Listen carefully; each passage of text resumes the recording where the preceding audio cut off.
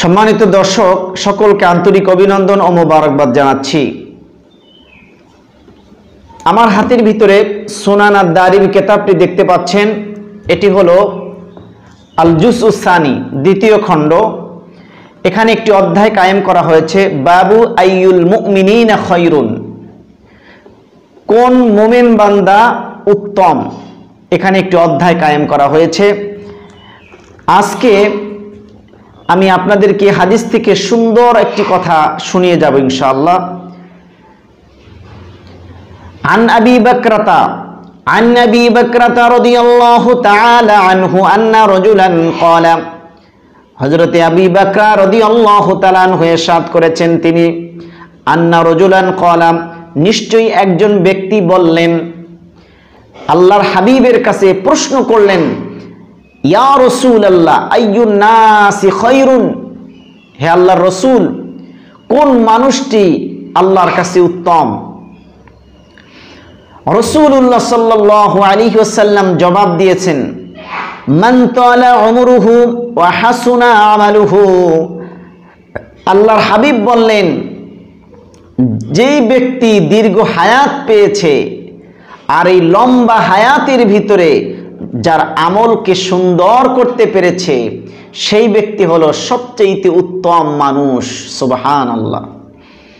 অনেক লম্বা হায়াত পেয়েছে এবং তার আমলটাও সুন্দর বানাতে পেরেছে, নেক আমলের মাধ্যমে তার জীবনটাকে সুন্দর করে সাজিয়েছে, ওই ব্যক্তি হলো সবচেয়ে উত্তম এবং সর্বোত্তম ব্যক্তি। ক্বালা, রাবি আবার প্রশ্ন করলো, লোকটি আবার প্রশ্ন করলো, ফাআইয়ুন নাসি শাররুন, মানুষের মধ্যে কোন ব্যক্তি সবচাইতে নিকৃষ্ট অধম? ক্বালা রাসূলুল্লাহ সাল্লাল্লাহু আলাইহি ওয়াসাল্লাম, আল্লাহর হাবিব জবাব দিয়েছেন, মান তালা উমরুহু ওয়া সাআ আমালুহু, কোন ব্যক্তি লম্বা হায়াত পেয়েছে, অনেক বেশি হায়াত সে পেয়েছে, কিন্তু সে ব্যক্তি জীবনভর গুনার দ্বারা তার আমলটাকে নষ্ট করে দিয়েছে, তার জিন্দিগিকে বরবাদ করে দিয়েছে।